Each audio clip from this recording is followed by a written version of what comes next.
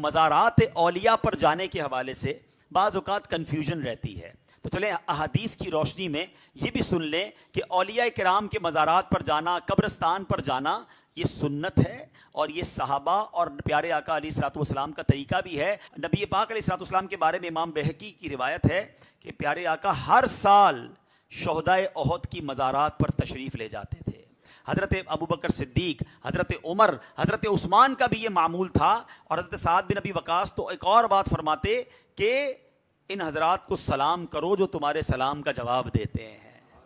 نبی پاک بھی ایک جگہ فرماتے ہیں کہ پیارے آقا علیہ الصلوۃ والسلام فرماتے جو ان کے مزارات پر آئے، شہداء احد کے بارے میں آقا نے فرمایا جو ان کے مزارات پر آئے اور سلام بھیجے، یہ لوگ قیامت تک اس پر سلام بھیجتے رہیں گے۔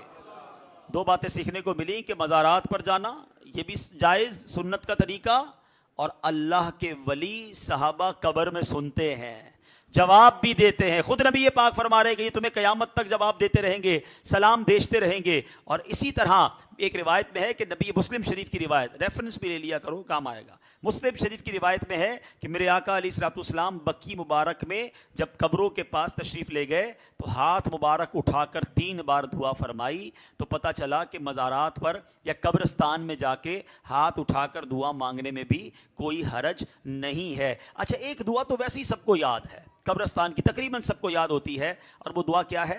السلام علیکم یا اہل القبوری۔ ٹھیک ہے، آگے پڑھ دوں، السلام علیکم یا اہل القبوری یغفر اللہ لنا ولکم وانتم سلفنا ونحن بالاثر۔ اس دعا میں عبرت بھی بڑی ہے، میسج بھی بڑا دردناک ہے۔ میسج لیں تو میسج کیا ہے؟ اے قبر والوں تم پر سلامتی ہو، سلام ہو، تم پہلے چلے گئے، ہمیں پیچھے آنا ہے، اللہ تمہاری اور ہماری مغفرت فرمائے۔ وانتم سلفنا، تم پہلے چلے گئے، ونحن بالاثر، ہمیں پیچھے آ رہے ہیں، ہم بھی آ رہے ہیں۔ اور یہ دعا پڑھ کے بندہ ڈر جائے گا یار اب میری باری ہے۔